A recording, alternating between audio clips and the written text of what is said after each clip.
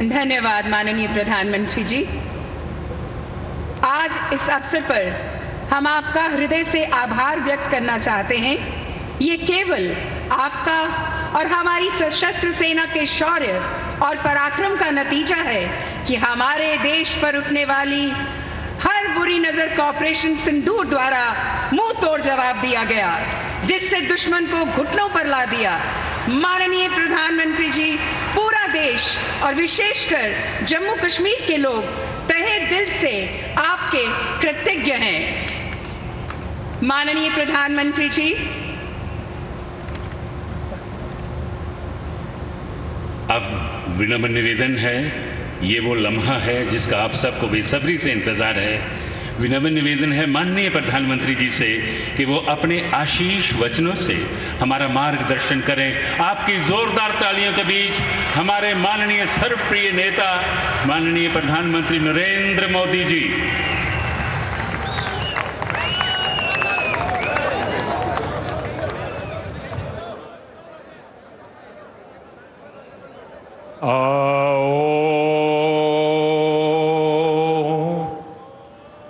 माता वैष्णो देवी दे चरणे च मत्था टेकना। जय माता दी। जम्मू कश्मीर के लेफ्टिनेंट गवर्नर मनोज सिन्हा जी, मुख्यमंत्री उमर अब्दुल्ला जी, केंद्रीय मंत्रिमंडल के मेरे सहयोगी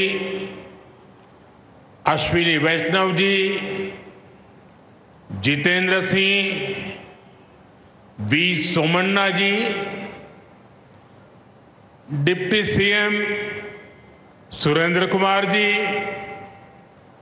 जम्मू कश्मीर विधानसभा में नेता विपक्ष सुनील जी, संसद में मेरे साथी जुगल किशोर जी, अन्य जनप्रतिनिधिगण और मेरे प्यारे भाई और बहनों,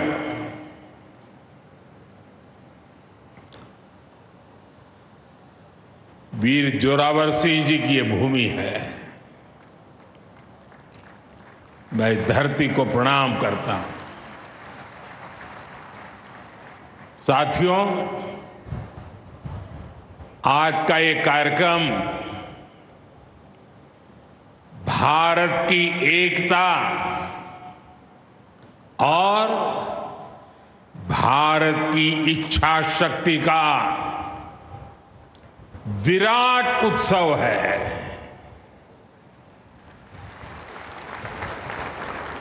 माता वैष्णो देवी के आशीर्वाद से आज वादी कश्मीर भारत के रेल नेटवर्क से जुड़ गई है। मां भारती का वर्णन करते हुए हम श्रद्धा भाव से कहते आए हैं, कश्मीर से कन्याकुमारी। ये अब रेलवे नेटवर्क के लिए भी हकीकत बन गया है। उधमपुर, श्रीनगर, बारामूला, ये रेल लाइन प्रोजेक्ट ये सिर्फ नाम नहीं है, ये जम्मू कश्मीर के नए सामर्थ्य की पहचान है। भारत के नए सामर्थ्य का जयघोष है। थोड़ी देर पहले मुझे चिनाब ब्रिज और अंजी ब्रिज का लोकार्पण करने का अवसर मिला है। आज ही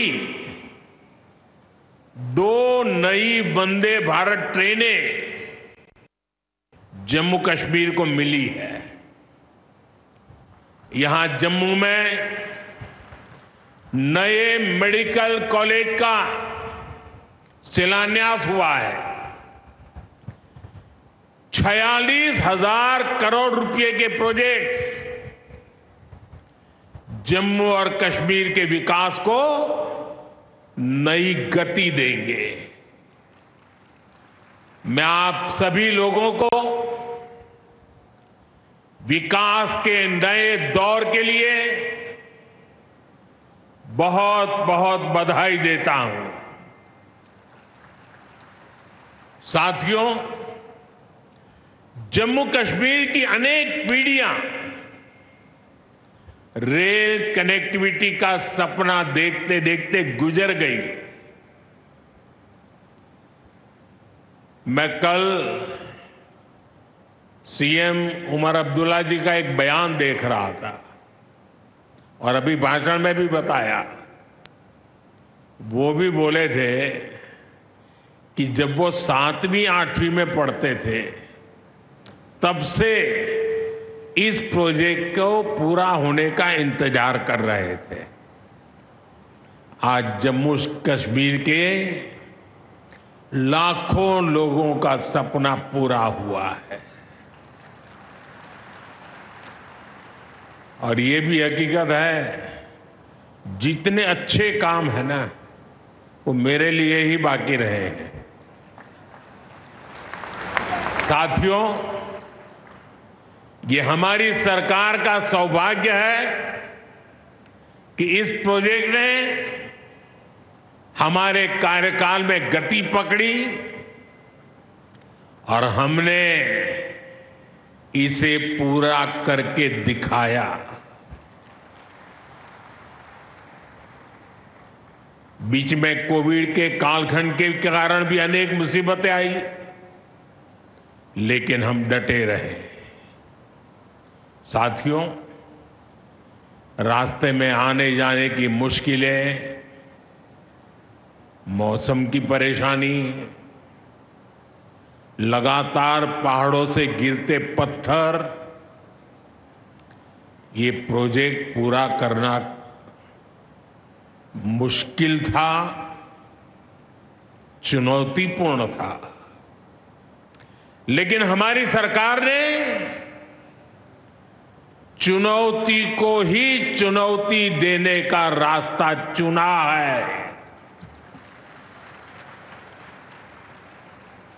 आज जम्मू कश्मीर में बन रहे अनेकों ऑल वेदर इंफ्रास्ट्रक्चर प्रोजेक्ट इसका उदाहरण है। कुछ महीने पहले ही सोनमर्ग टनल शुरू हुई है। अभी कुछ देर पहले ही मैं चिनाब और अंजी ब्रिज से होकर आपके बीच आया हूं। इन पुलों पर चलते हुए मैंने भारत के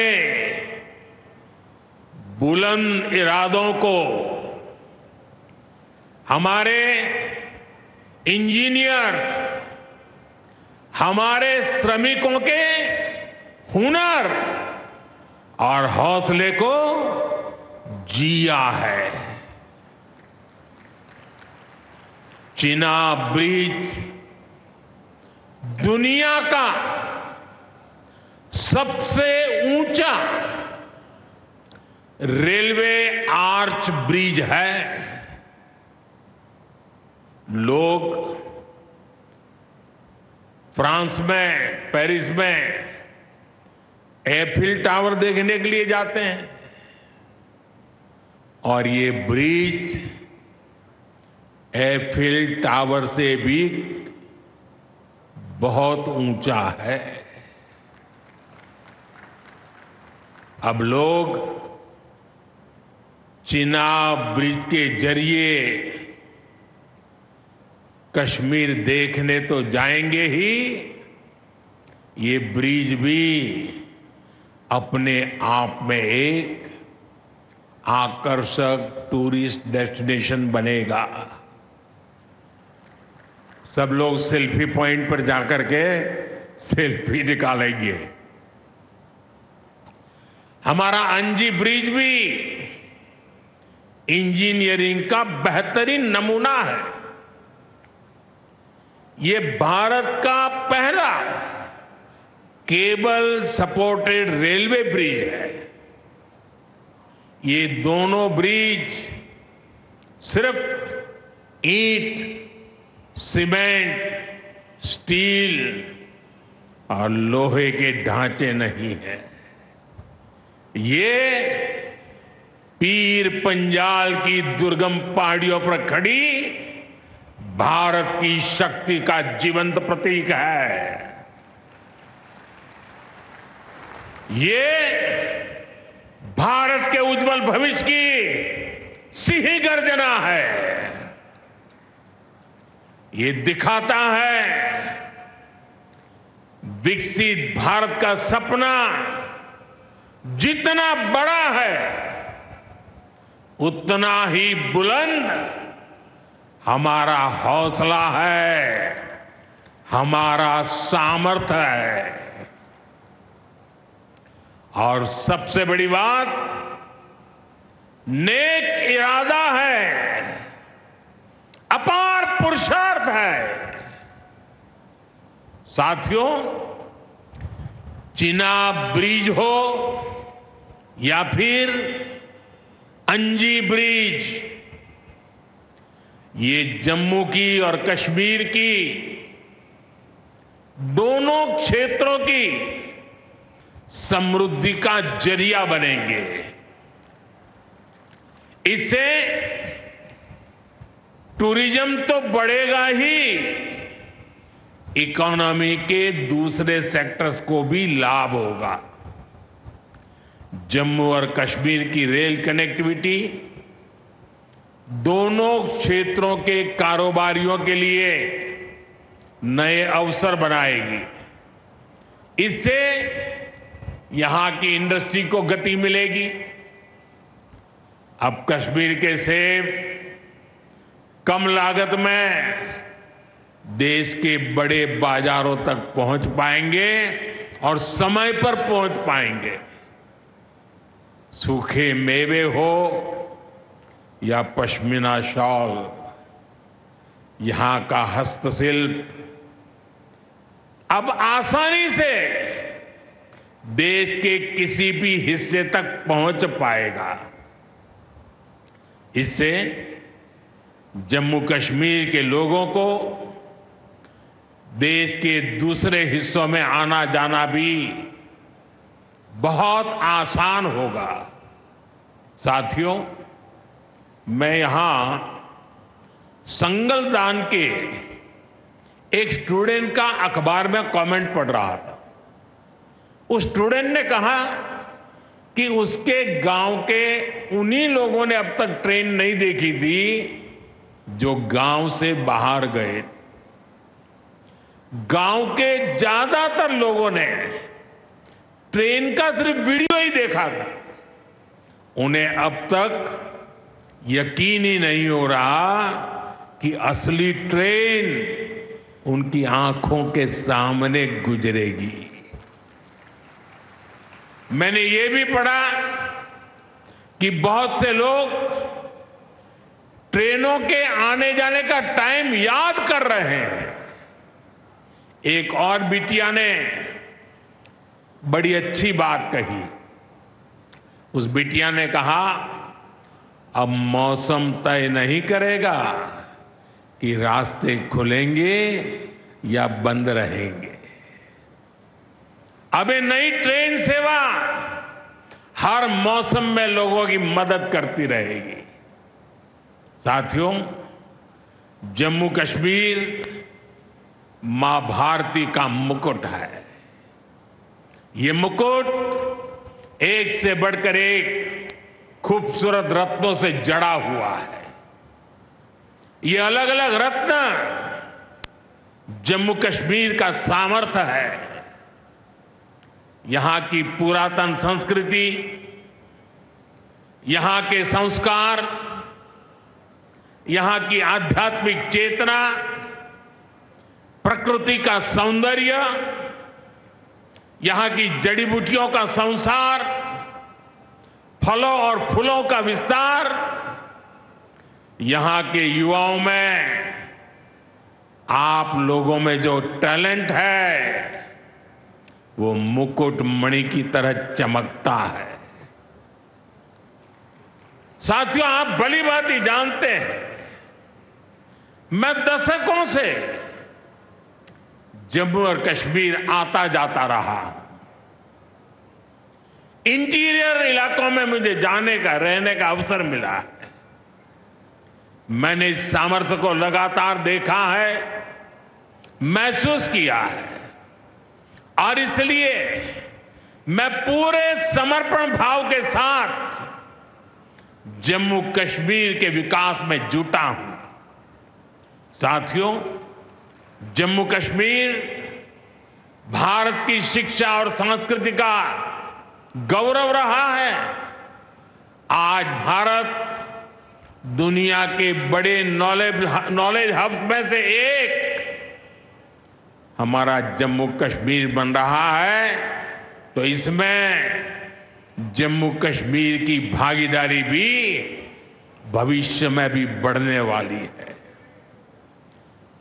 यहां आईआईटी, आईआईएम, एम्स और नीट जैसे संस्थान है। जम्मू और श्रीनगर में सेंट्रल यूनिवर्सिटीज हैं।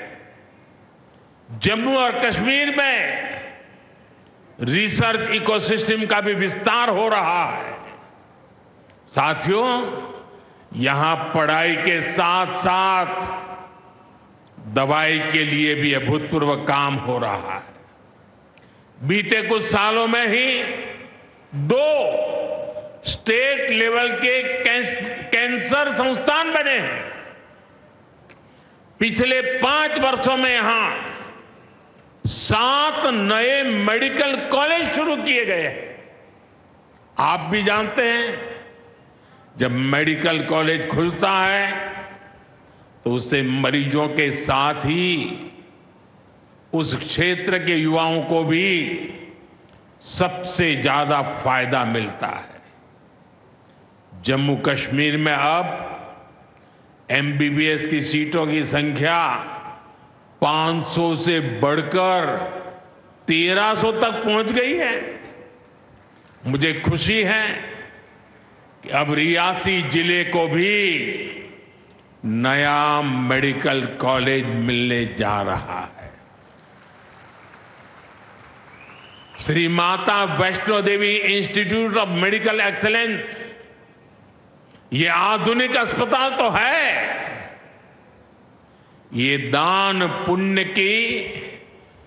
पुण्य करने की हमारी जो संस्कृति है उसका भी उदाहरण है।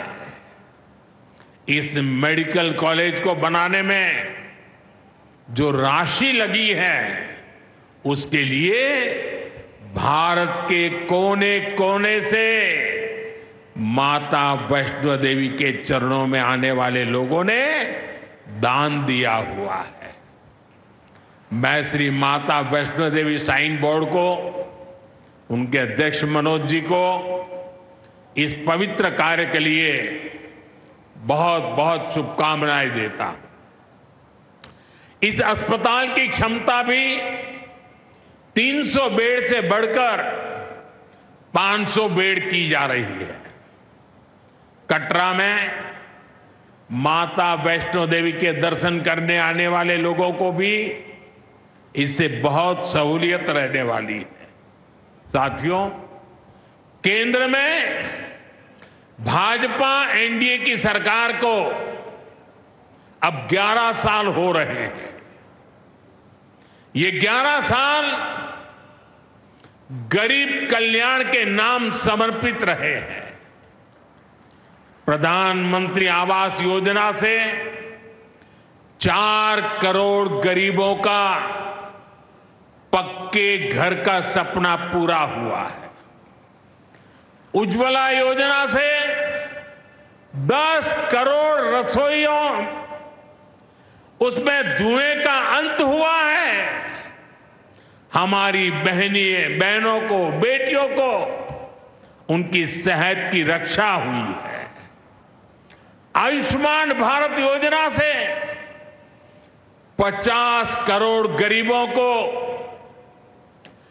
5 लाख रुपए तक का मुफ्त इलाज मिला है।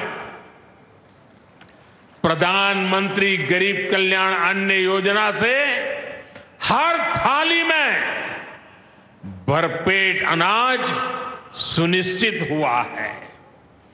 जनधन योजना से पहली बार 50 करोड़ से ज्यादा गरीबों के लिए बैंक का दरवाजा खुला है। सौभाग्य योजना से अंधेरे में जी रहे 2.5 करोड़ परिवारों में बिजली की रोशनी पहुंची है। स्वच्छ भारत मिशन के तहत बने 12 करोड़ शौचालयों ने खुले में शौच की मजबूरी से मुक्ति दिलाई है। जल जीवन मिशन से 12 करोड़ नए घरों में नल से जल पहुंचने लगा है। महिलाओं का जीवन आसान हुआ है। पीएम किसान सम्मान निधि से 10 करोड़ छोटे किसानों को सीधी आर्थिक सहायता मिली है। साथियों, सरकार के ऐसे अनेक प्रयासों से पिछले 11 साल में 25 करोड़ से ज्यादा गरीबों ने गरीबी को, हमारे ही गरीब भाई बहनों ने गरीबी के खिलाफ जंग लड़ा और 25 करोड़ गरीब गरीबी को परास्त कर करके, विजयी होकर के गरीबी से बाहर निकले हैं। अब वो नए मध्यम वर्ग का हिस्सा बने हैं। जो लोग अपने आप को समाज व्यवस्था के एक्सपर्ट मानते हैं, बड़े खेरखा मानते हैं, जो लोग अगड़े पिछड़े की राजनीति में डूबे रहते हैं, जो लोग दलितों के नाम पर राजनीतिक रोटियां सेकते रहे हैं, जरा जिन योजनाओं का मैंने सिर्फ उल्लेख किया है उसकी तरफ नजर कर लीजिए।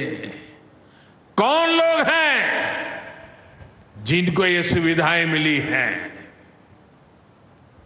वो कौन लोग हैं जो आजादी के 7 दशक तक इन प्राथमिक सुविधाओं से वंचित रहे थे? ये मेरे दलित भाई बहन है, ये मेरे आदिवासी भाई बहन है, ये मेरे पिछड़े भाई बहन है, ये पहाड़ों पर गुजारा करने वाले, ये जंगलों में बसने वाले, झुग्गी झोपड़ी में जिंदगी पूरी करने वाले, ये वो परिवार है जिनके लिए मोदी ने अपने 11 साल खपा दिए हैं।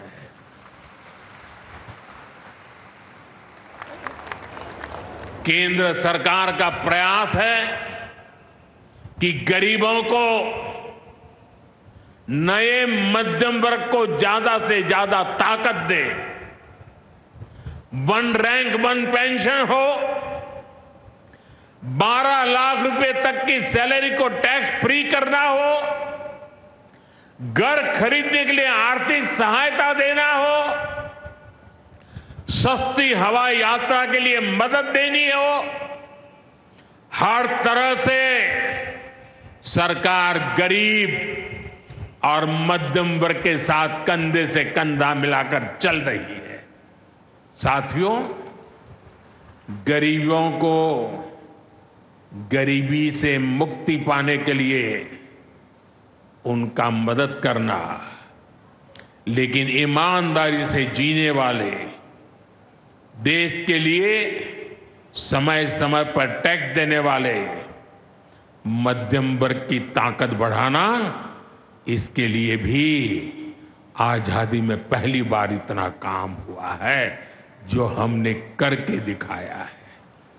साथियों, हम अपने यहां नौजवानों के लिए लगातार रोजगार के नए अवसर बढ़ा रहे हैं और इसका एक अहम जरिया है टूरिज्म। टूरिज्म से रोजगार मिलता है, टूरिज्म लोगों को जोड़ता है, लेकिन दुर्भाग्य से हमारे पड़ोस का देश मानवता का विरोधी, मेलजोल का विरोधी, टूरिज्म का विरोधी, इतना ही नहीं, वो ऐसा देश है जो गरीब की रोजी रोटी का भी विरोधी है। 22 अप्रैल को पहलगाम में जो कुछ हुआ वो इसी का उदाहरण है। पाकिस्तान ने पहलगाम में इंसानियत और कश्मीरियत दोनों पर वार किया। उसका इरादा भारत में दंगे कराने का था। उसका इरादा कश्मीर के मेहनतकश लोगों की कमाई को रोकना था। इसलिए पाकिस्तान ने टूरिस्ट पर हमला किया। वो टूरिज्म जो बीते 4-5 साल में लगातार बढ़ रहा था, हर साल यहां रिकॉर्ड संख्या में टूरिस्ट आ रहे थे। जिस टूरिज्म से जम्मू कश्मीर के गरीबों के घर चलते हैं, उसको पाकिस्तान ने निशाना बनाया। कोई घोड़े चलाने वाला, कोई पोर्टर, कोई गाइड, कोई गेस्ट हाउस वाला, कोई दुकान ढाबा चलाने वाला, पाकिस्तान की साजिश इन सबको तबाह करने की थी। आतंकियों को चुनौती देने वाला नौजवान आदिल, वो भी तो वहां मेहनत मजदूरी करने गया था, लेकिन अपने परिवार की देखरेख कर सके इसलिए मेहनत कर रहा था। आतंकियों ने उस आदिल को भी मार दिया। साथियों, पाकिस्तान की साजिश के खिलाफ जिस प्रकार जम्मू कश्मीर के लोग उठ खड़े हुए हैं, जम्मू कश्मीर के अवाम ने इस बार जो ताकत दिखाई है, ये सिर्फ पाकिस्तान नहीं, दुनिया भर की आतंकवादी मानसिकता को जम्मू कश्मीर के लोगों ने कड़ा संदेश दिया है। जम्मू कश्मीर का नौजवान अब आतंकवाद को मुंह तोड़ जवाब देने का मन बना चुका है। ये वो आतंकवाद है जिसने घाटी में स्कूल जलाए, और सिर्फ स्कूल यानी इमारत नहीं जलाई थी, 2-2 पीढ़ी का भविष्य जला दिया था, अस्पताल तबाह किए, जिसने कई पीढ़ियों को बर्बाद किया। यहां जनता अपनी पसंद के नुमाइंदे चुन सके, यहां चुनाव हो सके, ये भी आतंकवाद के चलते बड़ी चुनौती बन गया था। साथियों, बरसों तक आतंक सहने के बाद जैसे जम्मू कश्मीर ने इतनी बर्बादी देखी थी कि जम्मू कश्मीर के लोगों ने सपने देखना ही छोड़ दिया था। आतंकवाद को ही अपना भाग्य मान लिया था। जम्मू कश्मीर को इस स्थिति से निकालना जरूरी था और हमने ये करके दिखाया है। आज जम्मू कश्मीर का नौजवान नए सपने भी देख रहा है और उन्हें पूरे भी कर रहा है। अब कश्मीर का नौजवान बाजारों को, शॉपिंग मॉल्स को, सिनेमा हॉल को गुलजार देख करके खुश है। यहां के लोग जम्मू कश्मीर को फिर से फिल्मों की शूटिंग का प्रमुख केंद्र बनते देखना चाहते हैं। इस क्षेत्र को स्पोर्ट्स का हब बनते देखना चाहते हैं। यही भाव हमने अभी माता खीर भवानी के मेले में भी देखा है। जिस तरह हजारों लोग माता के दर पर पहुंचे, वो नए जम्मू कश्मीर की तस्वीर दिखाता है। अब 3 तारीख से अमरनाथ यात्रा भी शुरू होने वाली है। ईद की उमंग भी हम चारों तरफ देख रहे हैं। विकास का जो वातावरण जम्मू कश्मीर में बना था, वो पहलगाम के हमले से डिगने वाला नहीं है। जम्मू कश्मीर के आप सभी लोगों को और आप सबसे नरेंद्र मोदी का वायदा है। मैं यहां विकास को रुकने नहीं दूंगा। यहां के नौजवानों को सपने पूरा करने से कोई भी बाधा अगर रुकावट बनती है तो उस बाधा को पहले मोदी का सामना करना पड़ेगा। साथियों, आज 6 जून है। याद कीजिए, 1 महीने पहले, ठीक 1 महीने पहले 6 मई की वो रात पाकिस्तान के आतंकियों पर कयामत बरसी थी।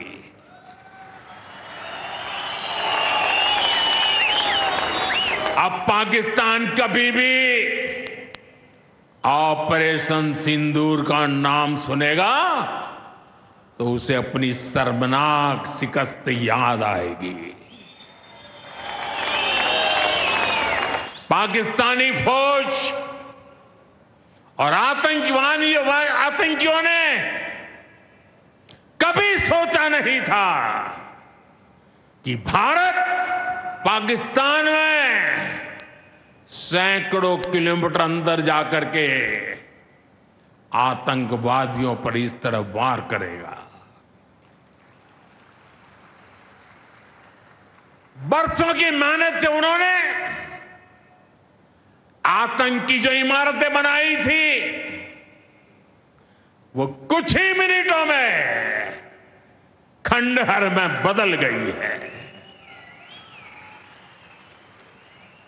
और ये देख पाकिस्तान बुरी तरह बौखला गया था और उसने अपना गुस्सा जम्मू के, पूंछ के दूसरे जिलों के लोगों के पर भी निकाला।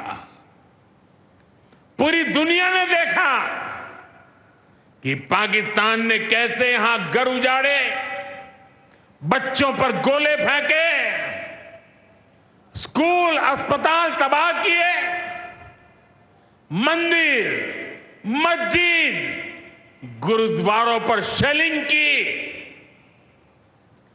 आपने जिस तरह पाकिस्तान के हमलों का मुकाबला किया वो हर देशवासी ने देखा है। इसलिए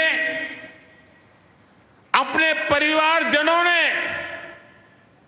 उनके साथ हर देशवासी पूरी शक्ति से खड़ा है।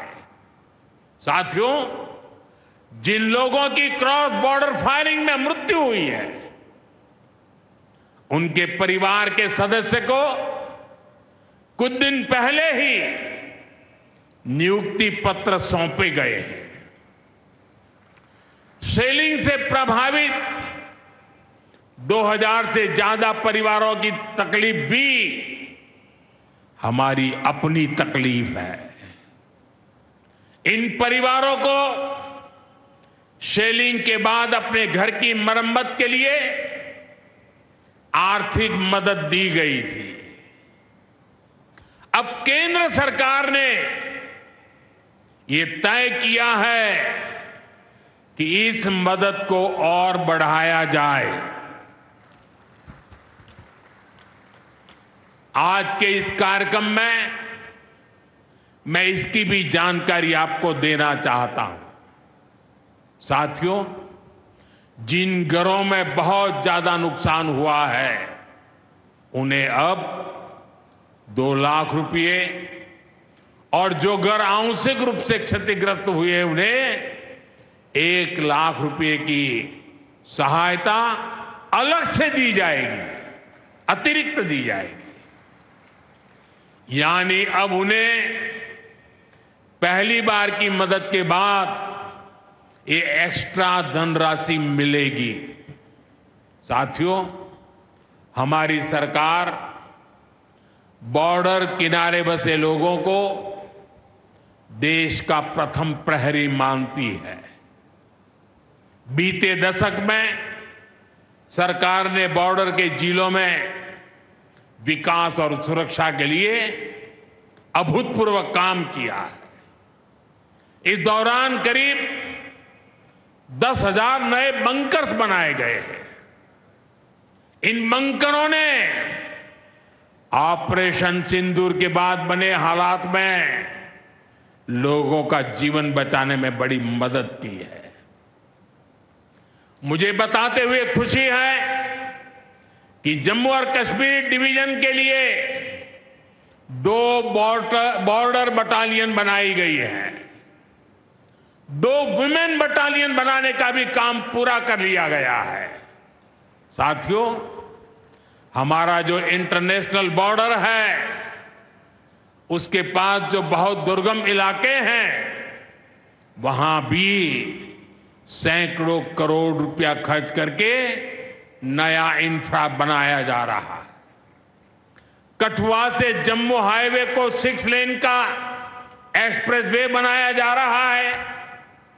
अखनूर से पुंछ हाईवे का भी चौड़ीकरण किया जा रहा है।